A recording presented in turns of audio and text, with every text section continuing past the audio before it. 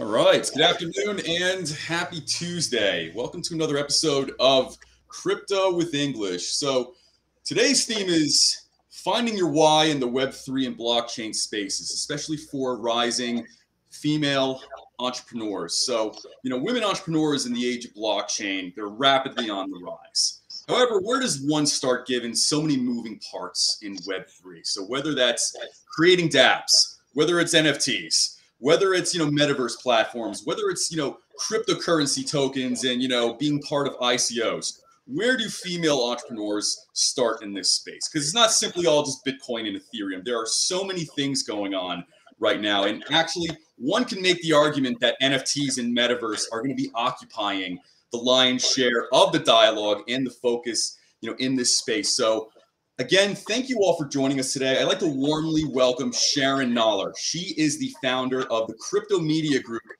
also the founder of many other tech companies and startups across the EU and the US. She has a vast and substantial history of accomplishments, including making a solid name and reputation for herself within the Fortune 500 space, as well as being an entrepreneur, consultant, and founder across many companies, especially in tech. So one of the standout accolades of hers, and we can kind of get into the weeds about this, is that she was one of the first women to fully own and run a cryptocurrency exchange. So today, we're going to get into the nuances and the landscape of women entrepreneurs in this space and discuss how can they go ahead and launch their own projects and where to start. Because like I mentioned, there's so many moving parts. And by the way, a lot of the statistical data shows that largely tech, Web3, is mostly occupied by men at this point, as far as founders and co-founders and co-founding teams and stuff like that. So we're going to really discuss the pathways for women and women entrepreneurs to enter the space with a better and clearer vision, objective, and kind of get into some of the, I guess you could say, suggestions, advice, and configurations behind it. So Sharon, thank you very much for coming on today. Thank you for having me. I'm excited to be here. You and me both. So what was the reason, or what was your why when you created the Crypto Media Group? Now, I know when we had our first call, we touched on some of the issues and some of the considerations and some of the practical realities of things too. So if you could please expand on that. Yeah, so I mean, there's the consulting side of it, right? But there's also the educational side of it, which I think we see more and more come up, and there's a need for this. And this is also the only way that I see people, even entering the space. It's just by educating themselves. We have to understand that all of this is new to so many people. And you can see just within the past year, like what NFTs did for this entire space and how you see people just make the transition or the shift in their career just by having even 6 months or a year experience in the space, even if it's just, launching a project or just buying and selling. And there's so many people that are just entering the space just by educating themselves. And so that's something that the Crypto Media Group is pushing forward, how to educate, where to educate, which industries to educate on what products, because it's not just sending people and saying, hey, go learn about blockchain. Who cares about that, for example? It's what can I do with this? How does this apply to my industry? How can I be a part of it? How can I take my set of skills that I currently have and, use that within the space? Maybe I can do some sort of shift. So it's beyond just saying, hey, come to my website and go on my course. It's actually really breaking it down, and I push a lot of women in the space, women in blockchain, and not just women that came from the tech space, but also women who maybe are artists or maybe they're social media influencers. Why can they not translate that into Web3, right? They can be doing everything on Twitter and in the Discords, and they can also design for certain projects and how to market certain things. And a lot of things that are relevant in Web2 are still relevant in Web3. So there really is, a lot of similarity there. So that's kind of my main goal for the Crypto Media Group. And then obviously being able to advise, consult on the business development side, strategy, go to market, because that's a huge issue as well. I mean, you have all of these companies or startups that are coming and they're looking for investors, right? Everybody's looking for somebody to invest in them in this space right now. But what does that even mean? Like, what does your product even do? Who is your target audience? How are you going to go to market? Which tools that are available right now for marketing in the space are you going to use? So basically, that's what the Crypto Media Group does. Right. Got it. And I remember when you and I spoke, you mentioned a particular anecdote, maybe, and which kind of almost reveals and also maybe outwardly hides an issue. So when we spoke, you mentioned one anecdote where you'd speak with other women and you discuss cryptocurrency. And the answer you seem to have received a lot was, that's not really kind of my wheelhouse, but that's something, the boyfriend or the husband is into or handles. Yeah. Can you talk about that a little bit? Yeah, so I mean, obviously we got into it the way that we did, and I have no issues saying it here as well. I think that, a lot of the hype around how the NFTs, moved so fast was obviously dominated by male ego and the way that they perceived the space, right? And I think you also see today, right, a year, 6 months later, most projects, okay, I'm not going to say all, but most projects, you see that they're slowly starting to come down in value and that the community is not all what you thought it was. But then you see projects like what we were talking about that I'm a part of, like All Stars Women. We haven't even launched the NFT yet, but just the community and the group that's behind it. And these are women that some of them are not in the space at all and want to get into the space. And some of them are very heavily in the space. And you just see like the interaction. Here, there was a Metaverse Fashion Week. Oh, can you get me a dress? Yeah, I'm doing the design for Forever 21. And then send me your wallet. And then boom, boom, boom. And like everything happens so fast. You know what I mean? And it's something that it's appealing to us and it's empowering us. And I think it's also important to note that people always talk about this gender gap and there's not enough women in the space. Well, maybe there's not enough women in the space because it's not a space they see themselves in. And so Web3 is also creating this space for us, and we see investing differently. We don't want to invest in a picture of a monkey, maybe. Maybe we don't see anything in that.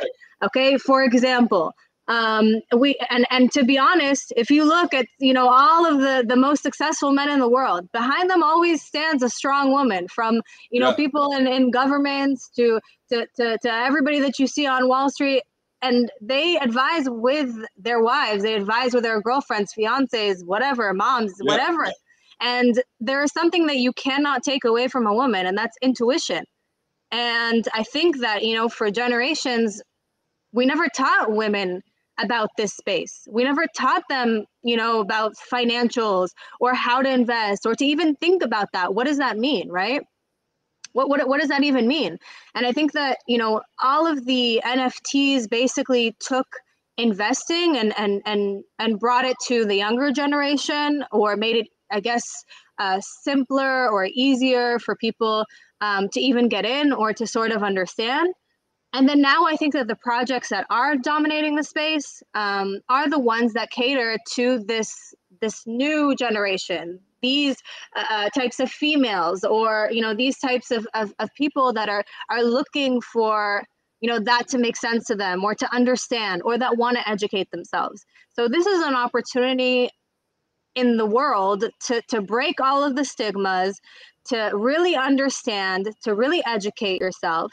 So again, I'm going to go back to the first point. If you spend the time to educate yourself, to understand, to see where you fit in the space, you will 100% succeed. You'll be fulfilled, and you'll advance, and not slowly, but very fast.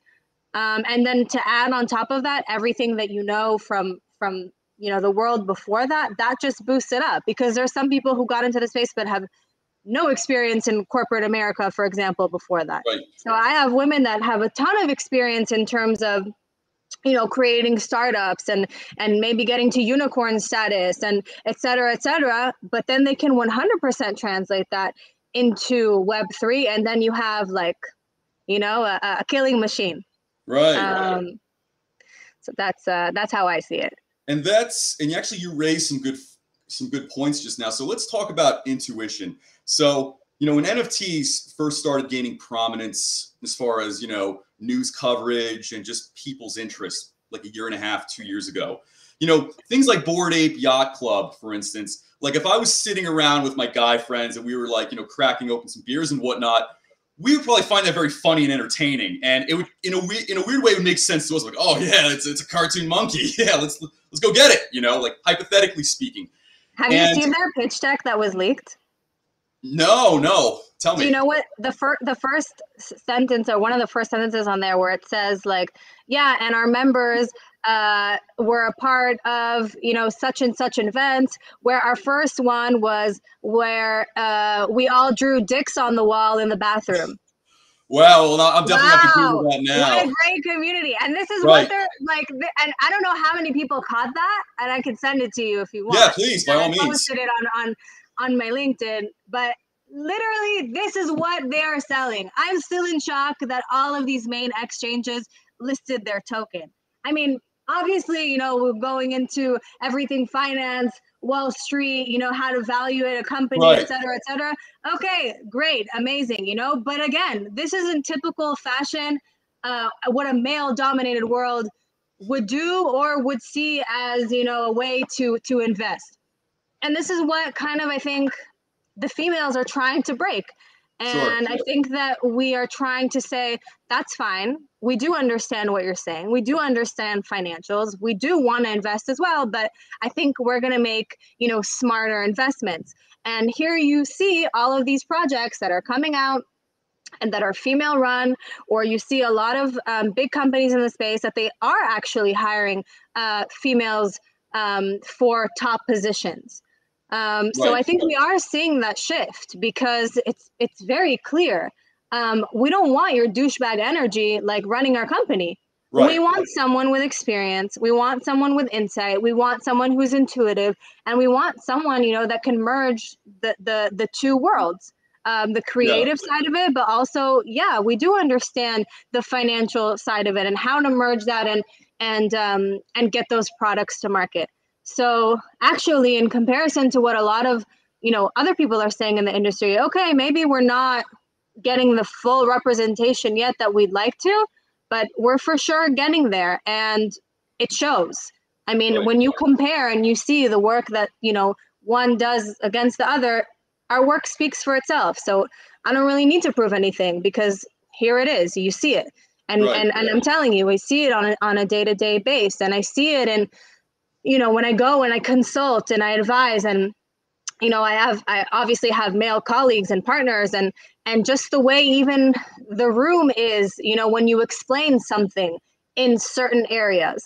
And it's funny also, you know, I had this conversation today, and I say this all the time, even, you know, how men and women think or process, or how they react when they don't understand something, right? So this is something funny too, right? So if I say something to a man and he doesn't understand, or he feels, you know, stupid, for example, he'll shut me down because he doesn't want to feel that. But if a man says that to another man, right, I can say one thing, but if my colleague will pitch the same thing to the man, he still doesn't understand it. But because a man said it to him, he said, yes, I want that.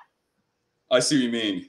Yeah. And it's something that happens all the time. And the reason why you're not seeing maybe as many women is because everyone who's holding the money and everybody who's investing in these projects are men. So slowly, as you know, I think the females are gaining their wealth and their opportunities in the space, you're going to see a complete shift. It's inevitable. And by the way, adding to your point, so let's say if we're going back to the Bored Ape Yacht Club, and let's say this is like a few years ago before it really took off and is super expensive. If, let's say, you know, to the example before, if I'm hanging out with some of my guy friends, we're just, you know, watching TV, just drinking beer, maybe having a barbecue or something like that, and we're looking at Bored Ape Yacht Club online before it exploded, and just because it's funny, you know, one of us or maybe all of us might just buy it because it's, you know, stupid, you know, because we derive some sort of This is America. right? We always buy stupid shit, right? This Right, is America. We're right. a consuming market. And I will say this, on the flip side, let's say an NFT art show or an NFT, let's say fashion show, let's say an NFT fashion show, for instance, let's say that may not be my interest, but as a business model, it rationally makes more sense. So like in this space right now with female NFT artists and NFT designers, doing things like an NFT, you could say fashion show, that is actually a very logical and I think sustainable business model for like the future of this space. And kind of going off of what you're saying, there's a lot of projects that have come out and they just nosedived, ended up being garbage. And some of them were kind of copies and things like that. So because they were funny to you when you were sitting at your guys' night, but then they weren't funny anymore when they were Red Bulls, or you know what I mean? So this is what I'm saying. I think our female intuition, is like, what the fuck is this? Like, I don't want to listen to this. You know what I mean? But on the other hand, if it was appealing to me, or if I could see like the utility in it, right? Or the upside in my investment in this and me spending my time on this, right? Is it going to expand my brain power? Am I going to get more educated about this world, right? Then yes, I would focus and I would listen. It could be even the simplest thing. Like if you take, I don't know if you've been partying a little bit in Decentraland and Sandbox, whatever. Look at my avatar. She's ugly. I don't like her. I don't want to be her. You know what I mean? But you have all of these amazing women who are designing, these amazing dresses or shoes or accessories or whatever. Yeah, that's another step forward. That's something that I want to invest in. That's something that I want to be a part of. And then it makes my experience a little bit better. I can see that dress. Wow, I like that. And then that's from Forever 21. Oh, I can get that at Forever 21. It's not even like a high-end designer.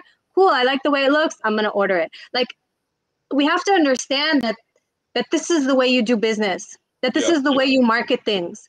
And yes, I'm not trying to hate on like Bored Apes or anything.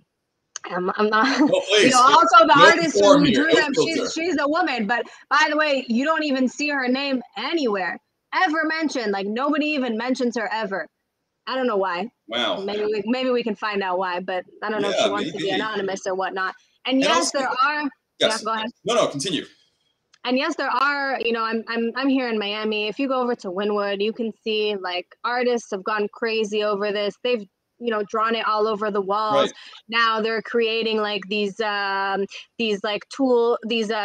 with headsets where you can go walk around the Wynwood walls, and then people are creating like I don't know, like fast food chains off of this. So it's fine. I get that. But it also took them a while to even give people the rights to do that, right?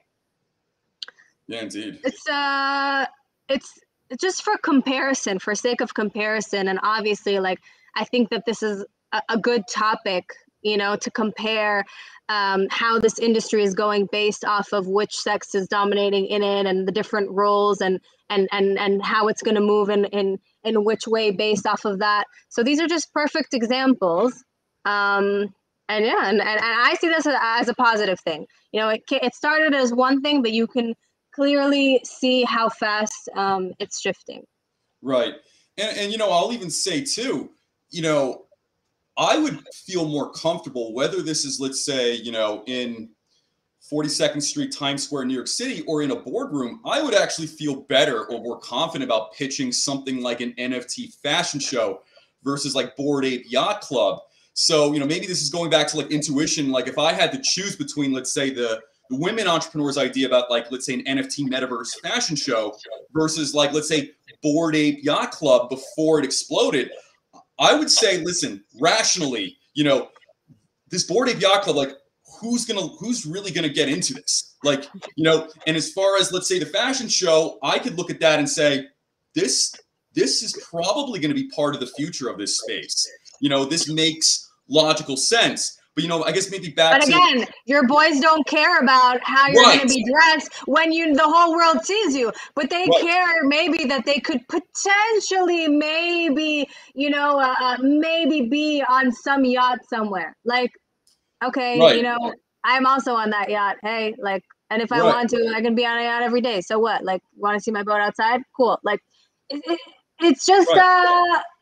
it's like that comparison that I always tell my husband. People are always like, his friends are like, I'm going to take your husband to Vegas. I'm like, cool, go take him to Vegas. Like, I'm a girl. Like, if I want to go to Vegas, like, I'll be down there, with the DJ. I'll say hi to you. Like, Right. you understand Right. there's a difference. Like, I don't need to pay for all of that. Maybe you do. Like, the Yeah. different things that it's just, you see. And you see the business Right. model. And again, maybe if people would have seen it in the now, instead of where it started, where NFT started, they would second guess it. Right. But I think also, you learn from that. And I think the fact that a lot of projects are taking their time, they're building their network, their communities, and what they actually want to do and say, and they're proving it, Yeah. and then launching the NFTs. Yes, I think that's the smarter way to do it. Yeah. And I guess all of you guys paved the way for these women to show you how it's done. So Right. I mean, listen, you raise a lot of excellent points, and kind of going back to the example of, let's say I had those two different pitch decks. If I was to go to my guy friends, I think 9 out of 10 of them would buy the picture of the monkey. Like, I'm not going to lie about that. They're just going to think it's funny, whether, regardless of what we're doing. So it's this very weird, dichotomy. Like, common sense would be like, okay, go with the NFT metaverse fashion show. That is how you're going to most likely get professional investors. This is one that you can really explain and extrapolate on and really kind of build a real brand on it. And by the way, not to knock Bored Ape Yacht Club, but part of its appeal is that it's kind of silly and ridiculous. You know what I mean? So I have no issue with silly and ridiculous. And you see, at the end of the day, like, it's made a lot of people very wealthy. Okay. Yeah. And eventually now, with what they're trying to do, creating their own games, their own metaverse, right, that's fine. And obviously they succeeded. I would say it's a lot of luck too. And obviously they had the funding, from all of these celebrities endorsing them, and et cetera, et cetera. But again, it started with, whereas the opposite, right? Like, if you see a fashion show metaverse, you can't see the value of that from the beginning, but from the Bored Apes. So, at a certain point, now it's like hundreds of thousands, right? Right. But when it was like 9,000 or 7,000. So as a man, you see your friend and he's spending $9,000 on a picture. You're like, wow, he has a lot of money. Wow, what is he doing? I want to do what he's doing. Like, that's like the male mentality. You know what I mean? And females don't think like that. It's not like, oh, wow, we appreciate fashion, but it's not like, oh, wow, she has a Chanel bag. Like, what is she doing? It's like, hey, what is she working on? How can I do that for myself? Let's work together. Let's help each other. It's not like, oh, now I want to do that too. Like, I want to be just, you know what I mean? It's right. No, absolutely. And, what you're saying makes sense. So to kind of ask a follow-up question, how do you think men and women approach cryptocurrency and blockchain similarly, but also, differently as well? Because, you raise a lot of very, very good points, especially as to, things like intuition and the types of, projects. And then you kind of see things like Bored Ape Yacht Club, which, has made many people, wealthy. But at the same time, too, this is kind of like, you could say just like stupid dude humor, it is fueled by that a lot. Yeah. I mean, I don't know how active you are on TikTok, but there's a few women on TikTok that they advise on crypto. And it's actually really cool, like, even the way they go about it. There's even one girl, and I kid you not, she is always right down to the T. I have to find her name because I follow her. She bases her investing, okay, mainly in like the main coins, Bitcoin, Ethereum, etc., on like the moon. Oh, like moon phases and things like that? Yes. And I kid you not, she is right every single time. Wow. It's insane. So, I mean, thinking of things that talking about things that may sound ridiculous, but look at the way that other people, are investing, or maybe they're looking at other things that the way that we currently invest, it doesn't make sense for, right? Yeah. I mean, most of the women, let's say, they don't invest in Dogecoin, right? Or Shiba Inu or any of those, right? Most of the time. Right. But they will say, okay, well, yeah, I'll invest a little bit in Bitcoin. Maybe I can't afford, a whole Bitcoin, but I can see where this is going. I can see the utility of it. Ethereum, I can see, or maybe some of the other protocols like Solana, for example, for those women that are, in this space and they're building on it. Right. So they can see kind of where this is going, right? And they can see and make more logical investments. There are some women that I know that do dabble in NFTs, but I always see them also posting and saying, hey, I bet my friend that this one's not going to have, it's going to go down in value, or this one's going to be like this. They know when to get in, they know when to get out. You can call it safer, you can call it whatever you want, but we think a little bit more logical. It's not like, I get phone calls all the time from different men. Hey, have you seen Trump coin? What's that coin? Like, what do you think? This is no get rich quick. Women don't think like that. We think for the long term. We always think for a rainy day. Like, this is how we were taught. This is what was passed us down from generations. And, now that beyond NFT, Web3, metaverse space, we're also finally finding our own voices, right? And what does that even mean beyond the space? Like, as a woman, what does that mean, the head of the house, right? Or as a mother, or as, choosing career over family. Like, all of these shifts are happening, and it's happening at the same time. And I feel like as we gain, the knowledge, and we get the platform, and we get these jobs and opportunities, and we're building, that's going to change too. And so everything is shifting, and I see it just as a benefit, for us, Right. in everything.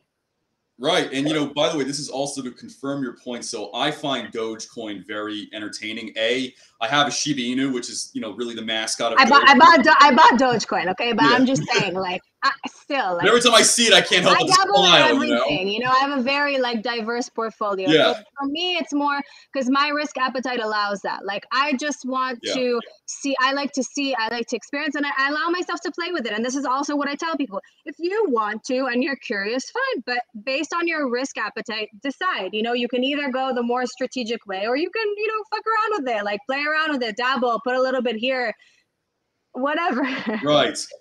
Wow. Those are excellent points. And I have a question too. So when it comes to your company, the Crypto Media Group, I take it you also have male students as well, correct? Or is 100%. It overwhelmingly female? No, it's actually pretty equal. Okay. It's pretty equal, yeah. I guess you could say, what's the difference in the way your female students approach your training modules and your services versus, let's say, male students and clients approaching this? Keeping in mind all things being equal, both women and male students are first time, people in this space. Ego. Yeah. Women do not have an ego. We do not have shame to say, I don't understand this. Please teach me. Men have an ego. It's stopping you from advancing. You're not asking for directions type of. Yeah, you're showing off certain things that are not relevant in today's space. Like, it's just, for example, okay, I know certain people that are in this industry and they're backed by very big names. Do they know how to do their jobs properly? No. And it shows. And it's a shame because they get this huge following from, all of their bromances or whatever, all these people in finance, Wall Street, you name it, because, they have this big name behind them, but they can't really do their job efficiently. And I have a lot of women in the space, especially, I just did an NFT course, okay? And when I get into the things that I teach, I try and touch upon things that people don't really talk about, or maybe will help them either, close their sales pitch or whatever it may be. And that touches a little bit on, maybe regulation, taxes, how to compare it to other products that are, available now, and how do you get, people to kind of move over and see the benefits. And there's some very successful women in there, and they're telling me, that's fine. I know everything you're saying. I understand NFTs. I just want to learn how to articulate things, how to explain them. Maybe your point of view, maybe I can learn something from you. They don't have an ego in saying that. I am in a high position. I'm already successful, but I'm going to take the time, not only to support you, but to also see if maybe, I can learn something. They Yeah. don't have that ego. They don't have that, know-it-all energy. And I'm Yeah. not saying this just for all men, but just for the sake of comparison. Right. And actually, to not sound so feministic on here, right? This is just obviously I'm throwing out points for the Right. sake These of are argument. observations. These are impressions. Yeah. There is a huge shift, and a lot of men, are hiring maybe 50%, women, and they are supporting all of these projects, and they do see, obviously the potential of investing in, one over the other. So it's not to say that everything is like this. This is just, in general, right? So yeah, that I would say is the main difference between the two. And then also, again, when actually implementing, certain products that I sell, right? So I'm big on real estate tokenization, and I talk with, old school developers, or maybe, when I teach about DeFi, and, I go to guys on Wall Street, and, they always try and compare, and they don't understand a lot of things. But again, if, my male colleague would explain to them, even if they didn't understand it, they would take it. And so I think, like, we need to break that wall down. It's okay to say that you don't know something, or don't word it like that. Say, that's an interesting point. I want to learn more. Can you send me? And not just stop it. Because what happens is they'll brush you off and they'll tell you, okay, send it to me. Now, I'm very efficient. I send everything: descriptions, pricing plan, comparison, what the rate of this token was in the beginning, what was the ROI on it, examples from their competitors, et cetera, et cetera, et cetera.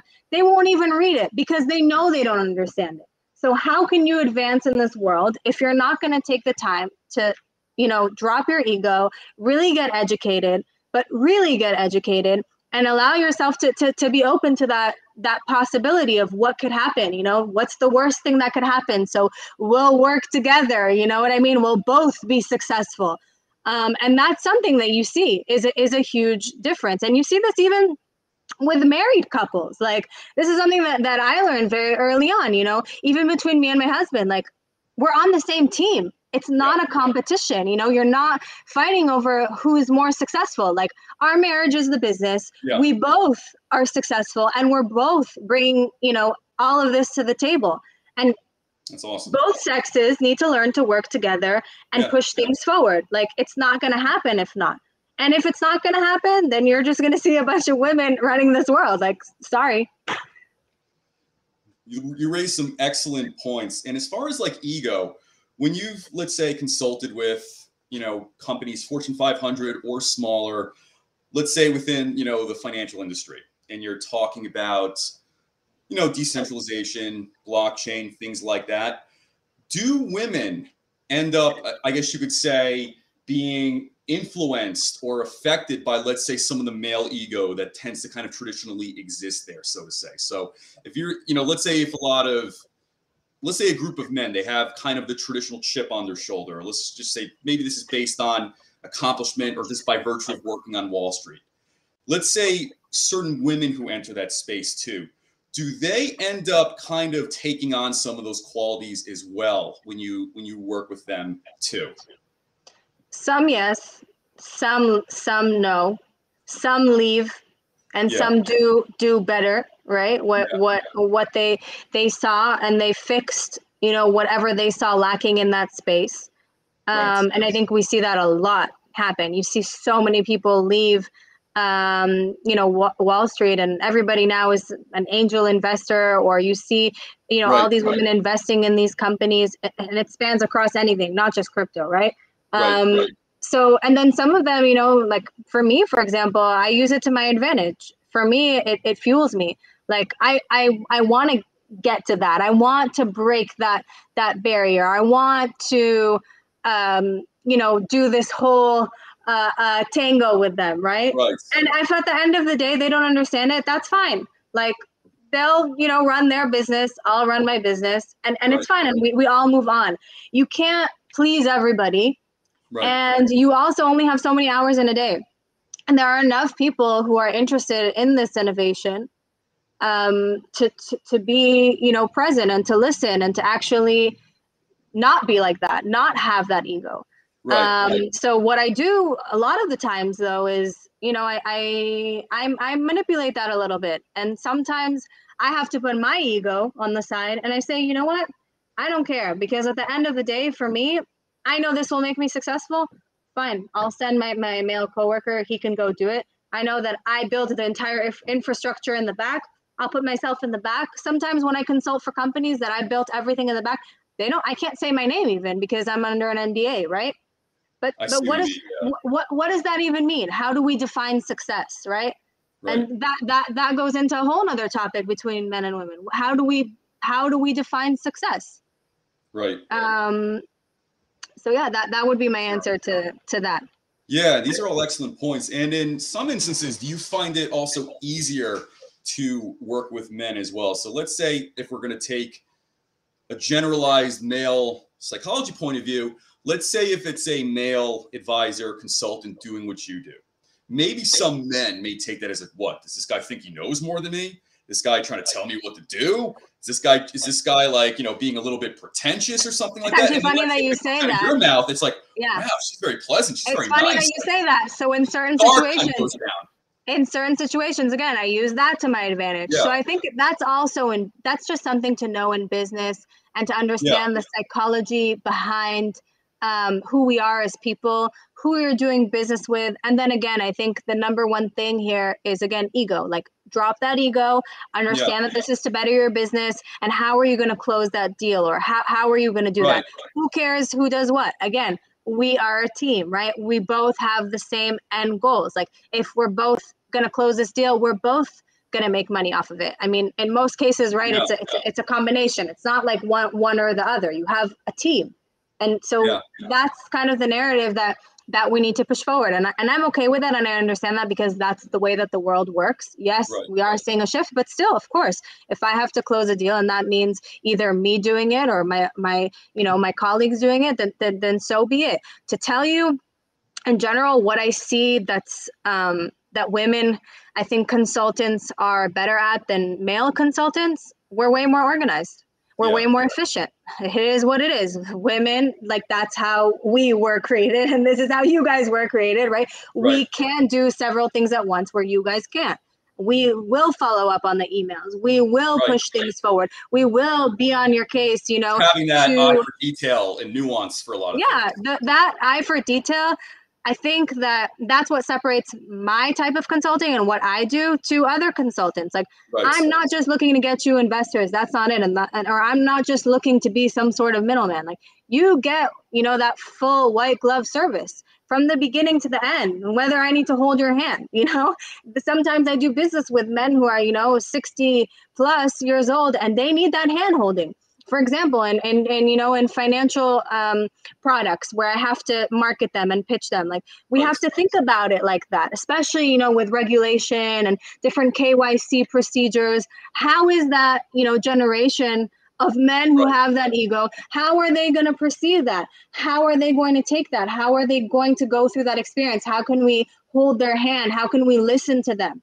And that's something that I think men are lacking, the listening, the attention to detail. What does my client want? And so I think, that's kind of an advantage for me, is that I just do things more efficiently. And sometimes, unfortunately, I either have to stop working with someone, or it takes me much, much longer to get a product to market, because unfortunately, my male client, for example, just doesn't move as fast.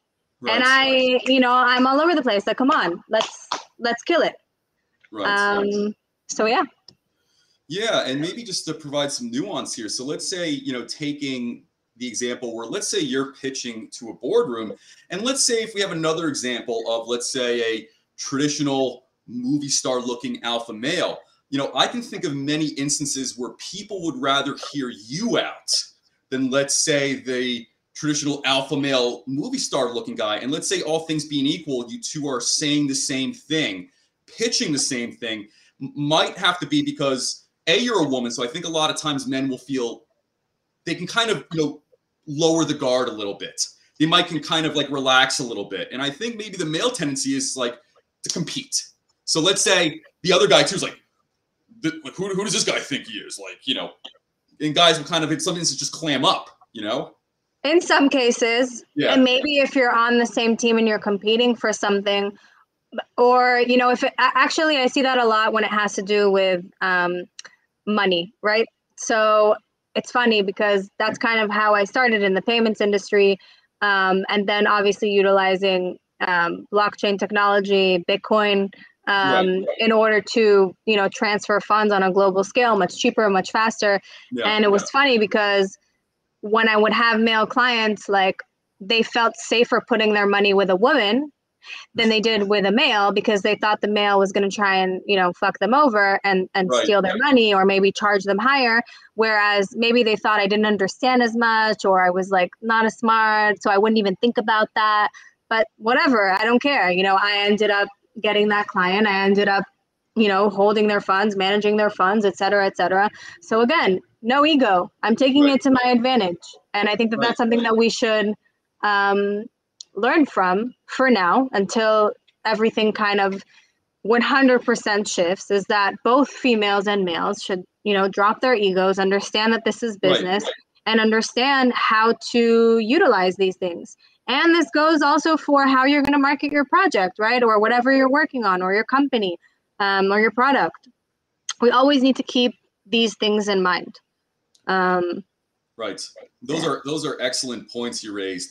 And then let's say on the flip side of that, what about, women to women competition? So this is anecdotal, but I think I might shed some light on a few things. So for some of my close friends, colleagues, confidants, let's say they're either in Wall Street or Silicon Valley, somewhere that is very high pressure, you could say highly competitive, and it involves, let's say, pitching various services to different clients. I will have some of, let's say, my female confidants, friends, colleagues tell me that it is actually much easier dealing with men on average. Now, like I said, this is completely anecdotal, but they'll tell me about some of the kind of you could say passive aggressive or indirect kind of female headbutting where they would say to me anyway, men, like if they don't like, they're just more blunt about stuff, so to say. Like these are kind of things I hear at times too. So I was wondering if you could kind of touch light on that. Yeah, and again, okay, utilize that, right? Understand that we both sexes think differently and know how to utilize that and use it to your advantage.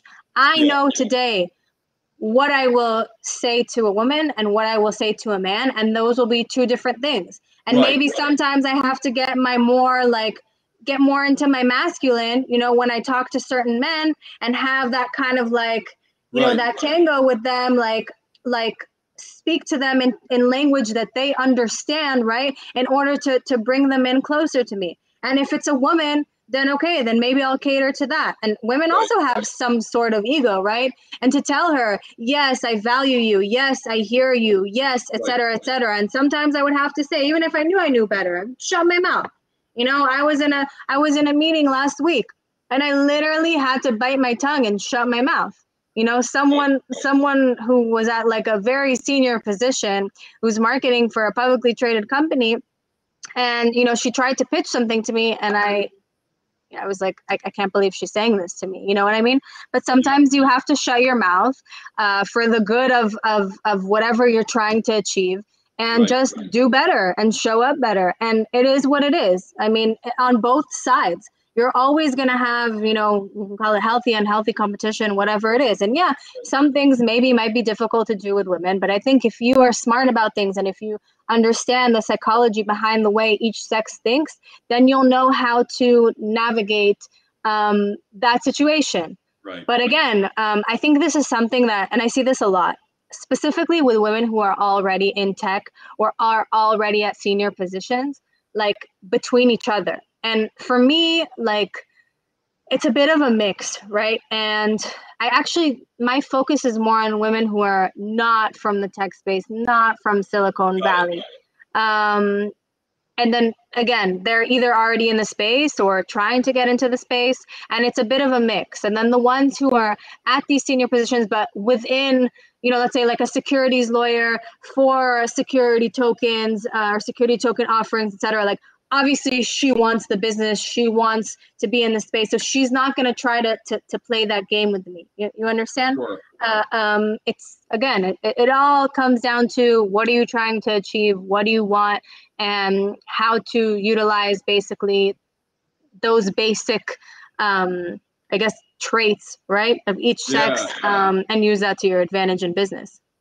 And it's always good to have a strategy and kind of keeping those considerations in mind, depending on your audience. So I think you provided some very practical, down to earth, advice on that. So I really do appreciate that. Moving forward, can you talk about your NFT project? So I'm the head of the Crypto Academy for the Women All Stars NFT.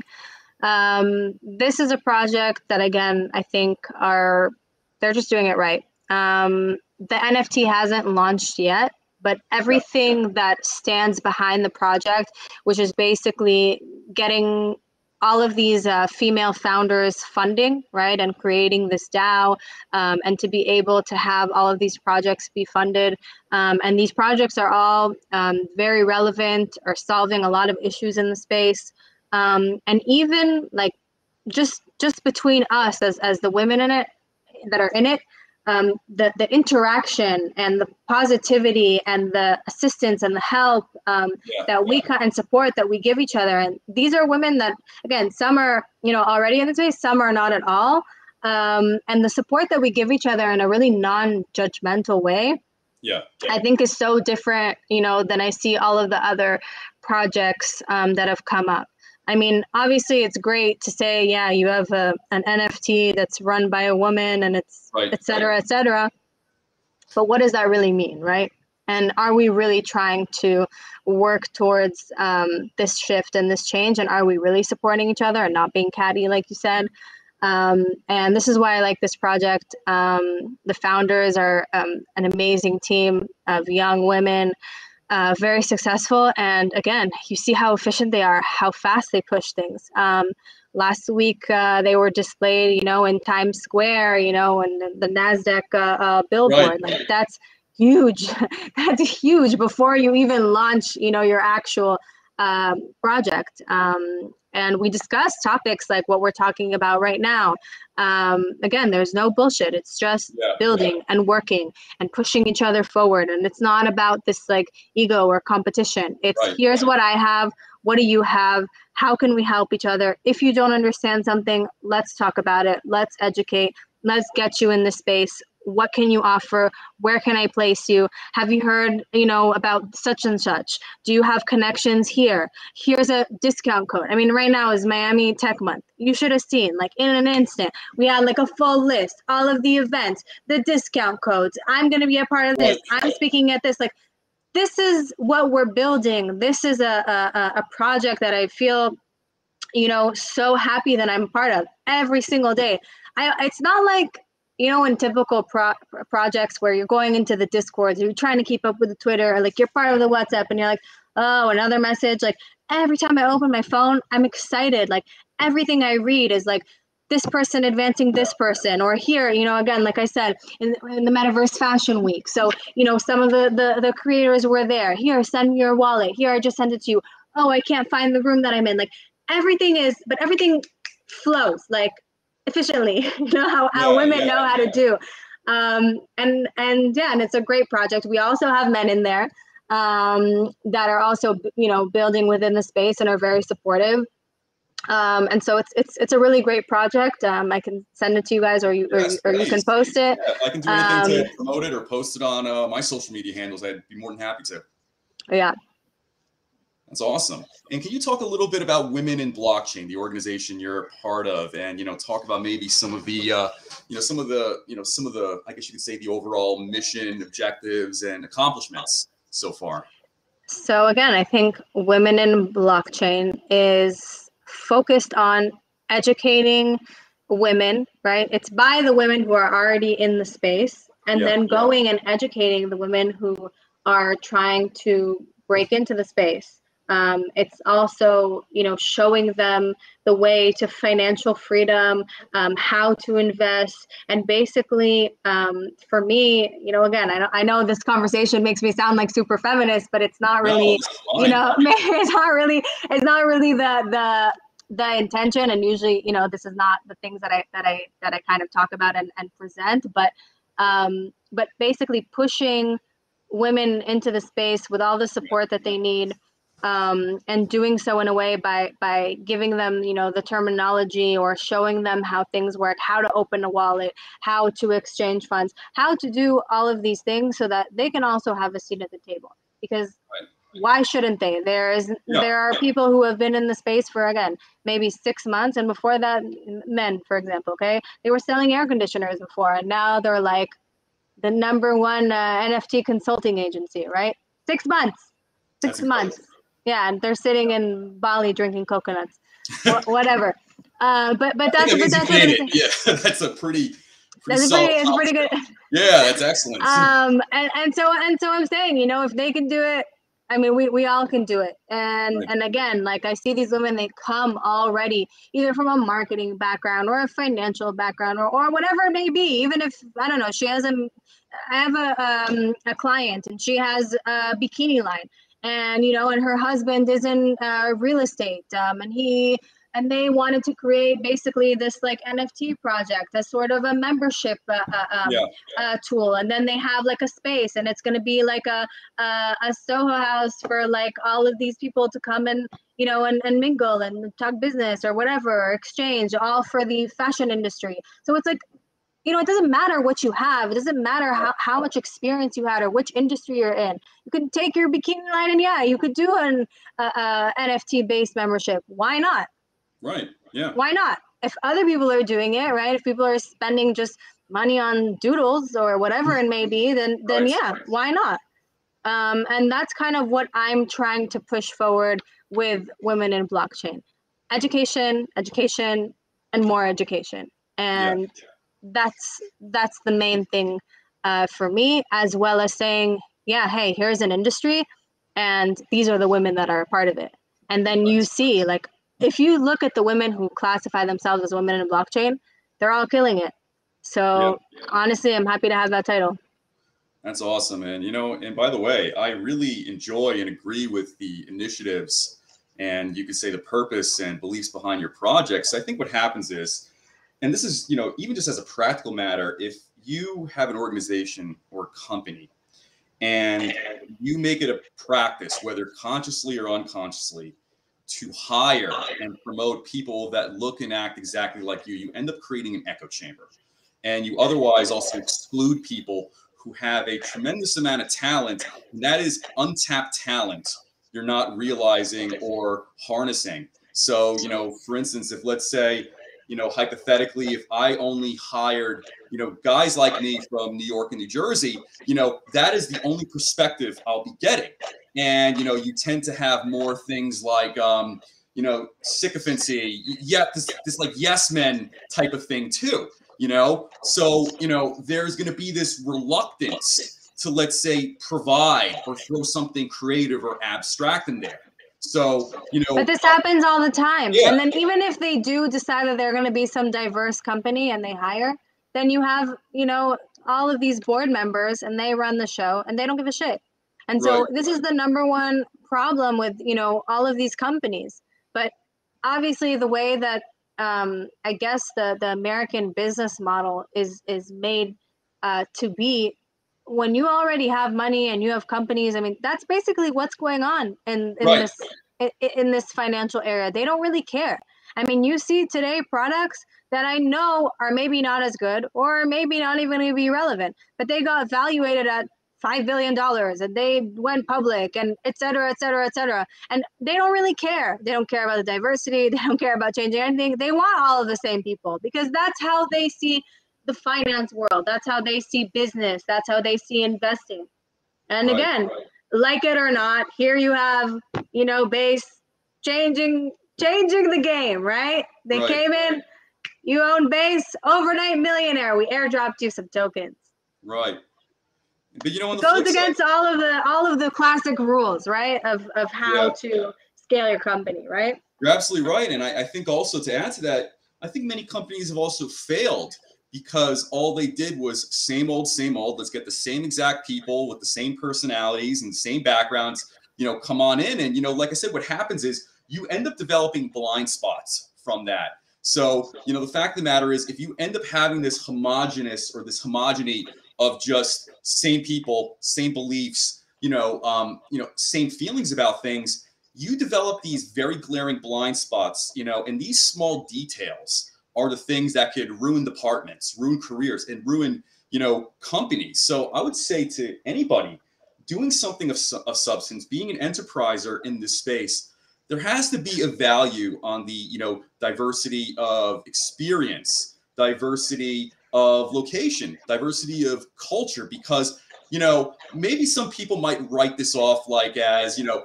lip service, but having these diverse backgrounds, especially having a woman's perspective or women's perspective, these are also going to be the wells that you're going to derive talent that may not otherwise be known or harnessed. You know, you'll be able to have access to different experiences and perspectives, not otherwise, not We're otherwise seen. creators by nature, you know. Right. People should listen to us. We raised you. We raised you. We Right. created you.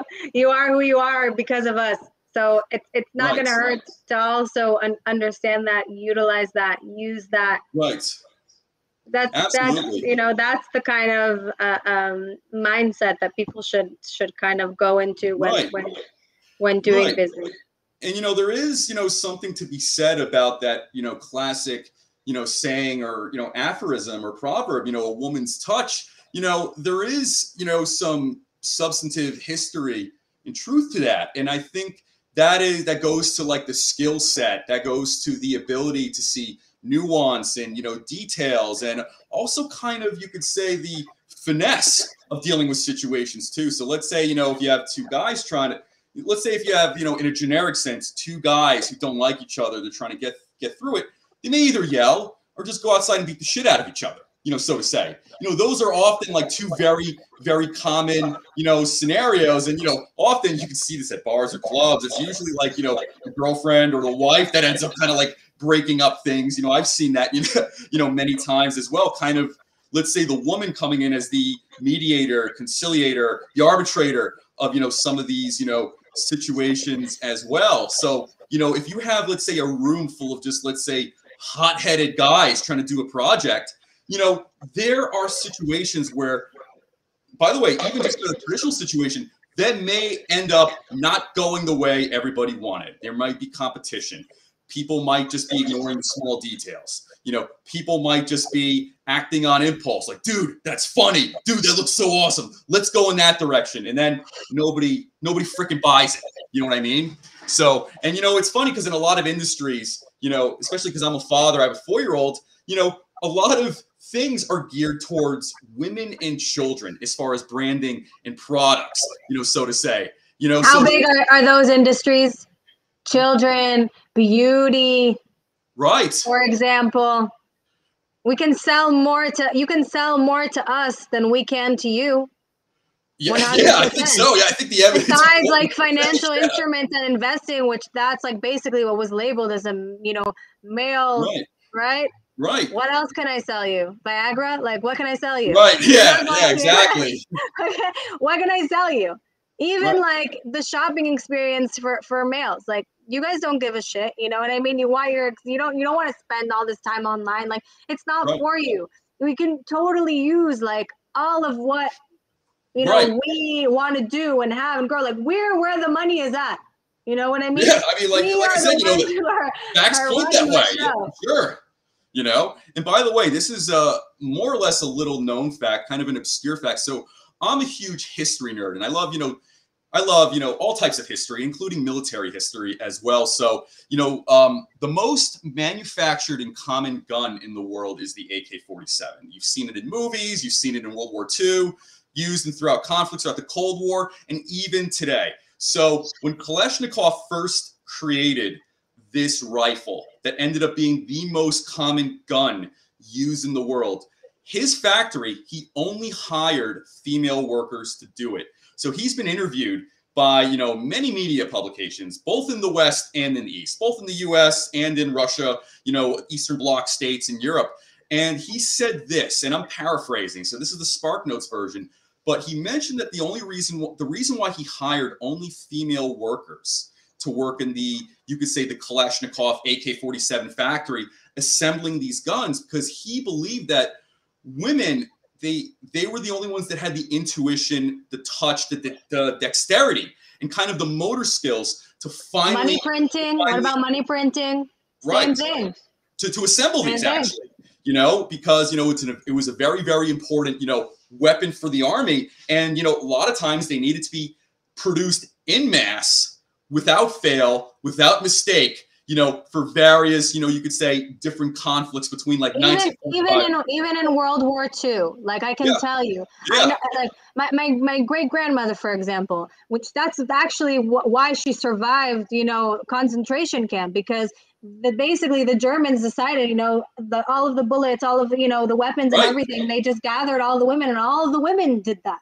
And that's I didn't know that. I didn't know that. Wow. Yeah. Yeah, and it wasn't men. They didn't choose the men. They chose the women, and that's what kept her alive. They had to feed them. They had to have them work, and that's basically what saved her. She also knew a little bit of German, but it was the women. It was not the men who were doing this. And I think also like mentally we are stronger in certain areas. Like think about the things that we have to go through. I didn't even just say like childbirth, right? Like mentally, there's a difference also in that. So what can we handle, right? Okay, we may be more dramatic, but we can handle a lot more. And sometimes we can think more rationally, right? Not go and beat the shit out of somebody, for example, right? Sure. Oscars weekend. Oh yeah, just like last night with Will Smith and Chris Rock. Yeah, I don't think anything like that has ever developed between two female celebrities and actors attending that event or winning an award. I mean, not that I know of anyway. I can't. Women can get Gatti too, but for the sake of comparison. Sure, but these are very practical. Examples of how these skill sets exist and how these skill sets can be of great benefit. And in fact, for the longest time, and if not, it might still be the case, but at the Kalashnikov factory where they make these, they continued the practice of hiring only female artisans and gunsmiths essentially to assemble and create these guns. And like I said, it ended up being the most widely produced, widely manufactured, and widely you could say bought by nations. You know what else? Because I was in the military. I served in the IDF, and there's I saw.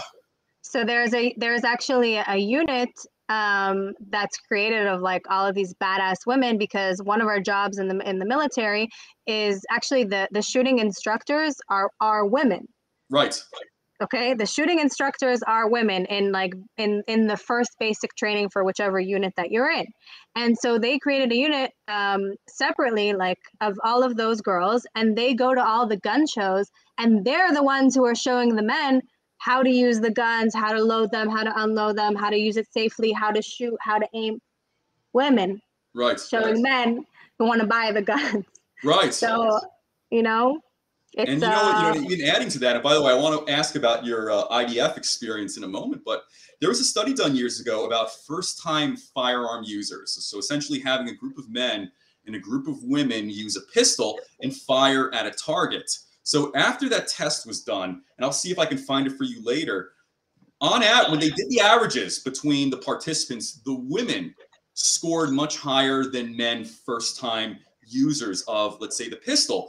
And part of it had to do with motor skills.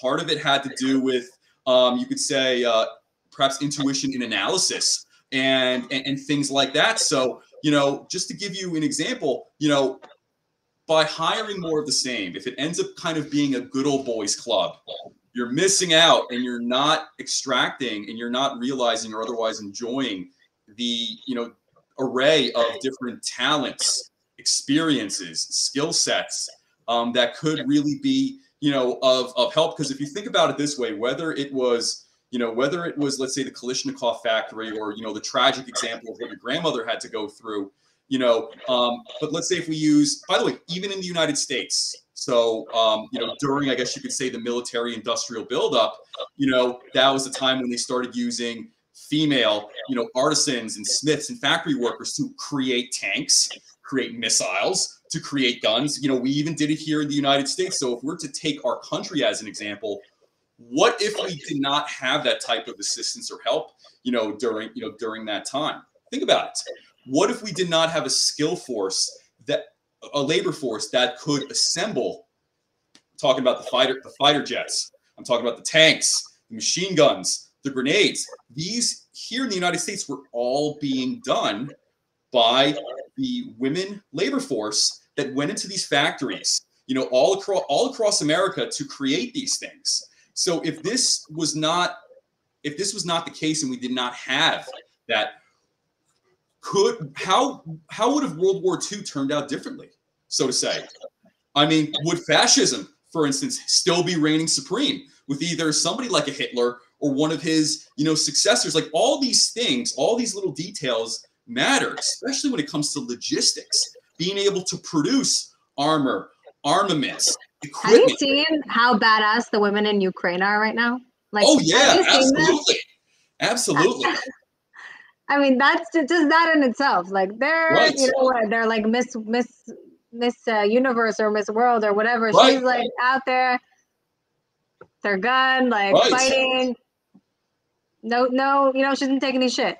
So right, yeah, fully armored with the various rifle or machine gun on. Yeah, I saw the pictures. So I would say, hey, listen, gentlemen, let's broaden the hiring pool, and let's have a broader and bigger set of open eyes, when doing things. So, there's plenty of, examples, especially like you just mentioned, so to say, as well. So I think we should all keep that in mind. And I think we should all add that to our core when trying to build an industry, and listen, if you look at the United States, one of the things that we've greatly enjoyed and benefit from was really that victory in World War II. So you can think about how badly things would have went if that was not the case. And I'm sorry, but when it comes to, let's say, traditional war as it was in those days, logistics, production of armaments is the core of let's say, the result of a battle, the result of a skirmish. More than that, we held down the fort, so you actually had something to come back to. Right. So think about that, because we are also the driving force and what keeps you going. Because what does a man who's fighting think about? What keeps him going? His wife, his kids. Thinking about his wife. Otherwise, he has nothing to come back to. He's just gonna die. He's gonna give up. Right. There's nothing to come back to. We're the reason for everything, and the sooner the world understands that, we'll be a better place. I mean, right? What do you? The way you learn, the way you process things, the way you handle your emotions. Who taught you that? Your mother. Right. She raised you, and everything that you see today about how to raise children, like, the woman is the one who basically, she's the one who teaches you that, who shows you that through her love, through her nurturing, through the way she educates you. Did she block you off from certain things? Did she expose you to certain things? You are who you are because of that person. Sure, absolutely. So that's like to end all of it. That's the bottom line, right? Right. And to add on to that, talking about, let's say, introducing and enabling, more inclusion of women in the Web3 and blockchain space. A lot of things we do in life are connected. So could you talk about your experience in the IDF? Because often, whenever there is publicity or, coverage of the IDF, more often than not, you always see women, and in particularly very beautiful women. They're the ones with the rocket launchers. They're the ones with the machine guns, and by the way, anybody who's a student of history, modern or otherwise, the IDF is one of the most professional, serious, competent fighting forces in the entire world. And in fact, even the U.S. We had to deal with a lot of shit, so we had a lot of practice. Right. No, but even the U.S. military has had to learn and kind of adapt and adopt. Well, the U.S. military, my friend, does not fight on their own homeland. Right. So Yeah, that's if you the could talk difference. about that as well, because I would imagine probably about what half of the IDF has to be women, because everybody has to do some It's sort of mandatory. right, because It's it's mandatory. mandatory. Yeah, if you could talk about You don't have a, yeah, you don't have a choice. I mean, you can do some sort right, of like volunteer work. For me, actually, I grew up in the States, but I've volunteered, and then drafted. So like after yeah, high school, I could have not gone because I was in the States, but I decided to move back and to enlist. yeah, I was in like an elite foreign affairs unit, working with officers that are really high ranked. So when you reach like a certain level in the army, and all of the armies all across the world, you have to do a degree in national security and foreign affairs. And basically, Israel decided to invite all of these officers from around the world to come and do that right, in Israel, so that they could actually see, how our military works, what's really going on, to understand the conflict, to see the beauty of the country, and not view it from the outside from propaganda or right, anti-Semitic right, goggles, right? And I was basically working close with all of these foreign officers and helping them and guiding them and traveling with them. And basically, I was the representative for showcasing like all of the wonderful things that our military had to offer, yeah, and our country had to offer. So yeah, so it was an amazing experience. Obviously, I also did basic training. I also shot AK-47s. yeah, I don't know how good I was, but also you're like laying down, you're like 20 women shooting, bullets right, are flying everywhere, and you can't hear anything, and so you don't know when to go. You're scared one girl's gonna turn around and go like this. So yeah, I don't know how good I was on my first try, but yeah, there are also women who that is their job. I have a lot of friends who they taught the men how to shoot. And again, I think it's the paying attention to the minor details, yeah. and also it's just that intuitiveness within us, how to teach, how to create, right? It's just the way we were made, right? Right. And I would say, ladies and gentlemen out there, if you're especially listening to, this part of the conversation, and by the way, I can't stress this enough. Whether you're a student of history or really just a casual viewer of the news, the IDF is one of the most elite professional militaries in the entire world. And you also have to remember half of it is comprised of women because everybody has to do mandatory military service in Israel. So think about this. Many skills in life are transferable. So whether this is like, Web3 and blockchain, think about the skill sets and abilities and experiences you're missing out because, people, whether consciously or unconsciously, are creating kind of these echo chambers and little, and little clubs of sorts, just, having and just associating with the same kinds of people. So by the way, And it's a team effort. Like, yeah, for example, okay, you have the soldiers who are male soldiers who are standing at the borders, right? But yeah, you have the females who they're with their eyes on the camera. right. They have shifts of 24 hours. Okay, you know how difficult it is to watch Oh a yeah, field with nothing going on for 24 hours to see movement, to see what's going on. They will literally decipher. They decipher like what happens. If they miss something, that's it. It's game over. But if they find something, you know what I mean? So it's that working together. It's not yeah, a one against the other. Again, it's this conversation is just to open things that are very sure, taboo, or like things that are not talked about, but it's not meant to come across in like a feministic way. It's sure, basically to say to both sides of the party, we can market different products to different genders, right? And that's what we've been doing for years. Again, maybe I'll market, Bored Apes mainly to men, but I'll market, for something for the beauty industry or whatever to women, and that's fine, and that's who we are, and that's okay. Those are our likes, those are our differences.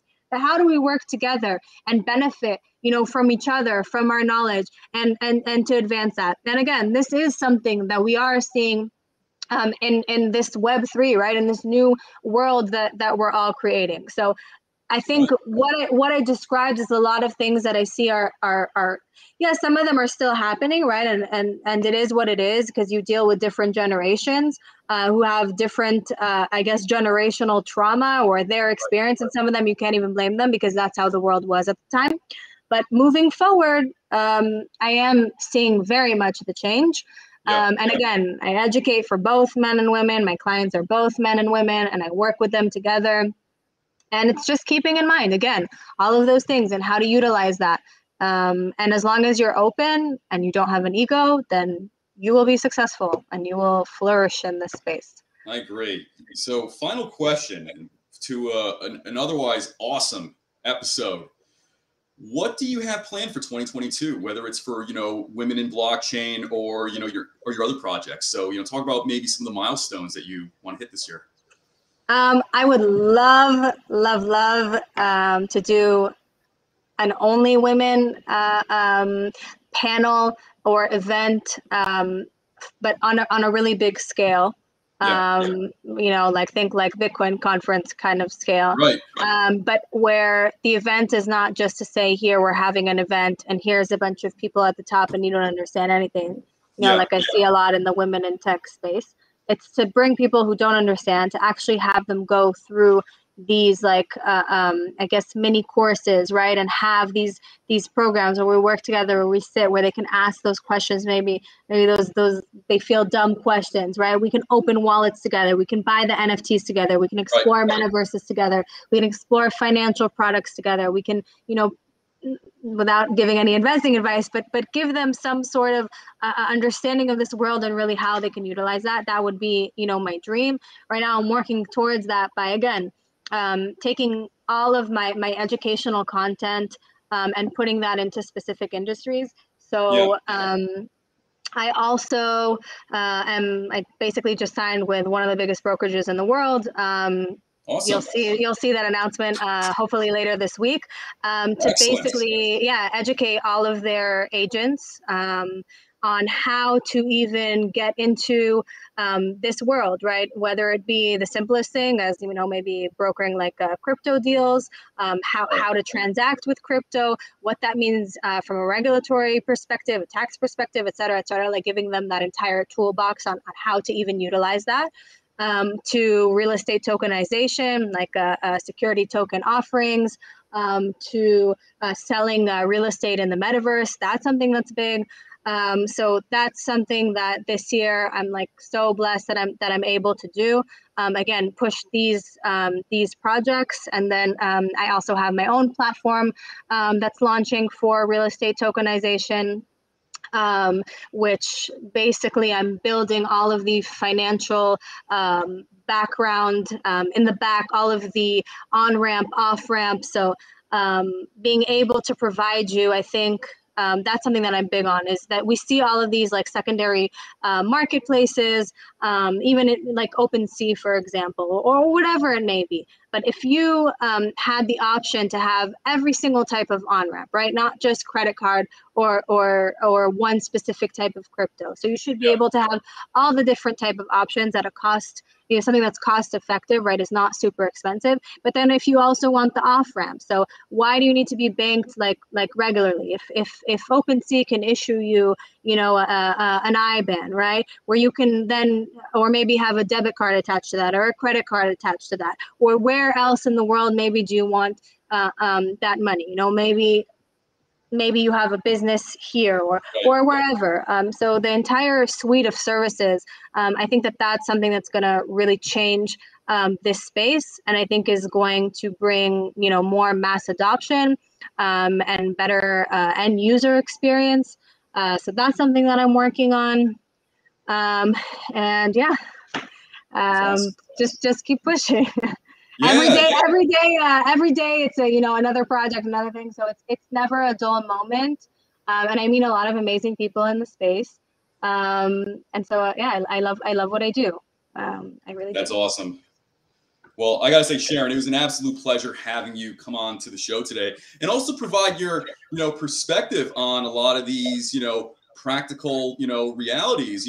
And I would preface this to anybody viewing. This isn't an anti-male, so to say, diatribe from Sharon. But the fact of the matter is, listen, as far as viewers, it was just to get people thinking about it. But also, we're all adults here. We can all understand nuance. We can all understand context. So sometimes, if you need to make a point, you can't dance around it. You have to be very blunt. Sometimes you got to come in like a sledgehammer. And listen, let's all have a thicker skin when we're listening to other people, and let's also not assume that everything comes from a bad place. So, some of the topics that were covered, or understand where it comes from, right? Right. Understand who's the person in front of you, who you're talking to, why they think that way. Absolutely. You got to remember there's always a person behind that perspective. And, to be honest, like 9 out of 10 times, there's really no malice behind it. You need to be able to speak freely to make a good point. And if you're able to make a good point, you can come up with solutions on that. And I have to say, for today, Sharon, you made an incredible array of good points that both men and women really need to be conscious of, in, either this Web3 blockchain space or just, anywhere, anywhere in life. So listen, like, I'd love to have you come back onto the show in a few months and maybe talk about where, how some of these projects are coming along too. And of course, I'd love to have a separate conversation on your experience in the IDF as well. I love stories and, listening to things like that as well. So yeah, that would be awesome. But anyway, Sharon, again, thank you very much for coming on today. I really do appreciate it. This is very, very enriching, and listen, I think you hammered the point quite nicely.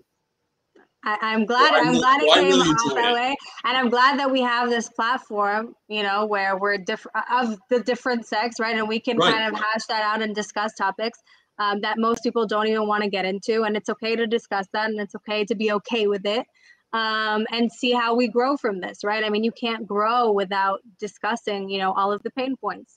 So I hope that a lot of people will listen to this and will learn from this, and maybe it is going to change something, and they're going to go home and they're going to appreciate their wives some more. Or they're going to appreciate their coworkers some more. Or they're going to, tell their daughter, hey, get into, the blockchain space, or maybe you can do this. Absolutely. Yes. And I say this to anybody too. I said, what's more important right now? Your feelings or the lesson to be learned? Always. It should be we both have 4-year-olds, so I think we know how hard it is. Oh, yeah. To contain feelings, right? On both sides, right?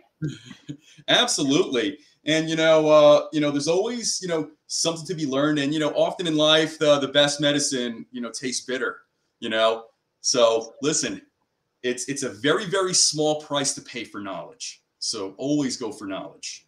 100%. I'll end it on that. Sharon, like I said, I had a great time today. I'm glad we got to hash these out. I'm glad you got to swing the hammer on these things. Because, sometimes, when people say things, you kind of dance around it. The point's not made and, nothing changes. If you want progress, things have to change. And sometimes you have to say it as it is, unfiltered and as raw as possible. 100%. Awesome. Appreciate it, Sharon. Take care. Thank you, everyone. Bye. I'll talk to you soon. Bye.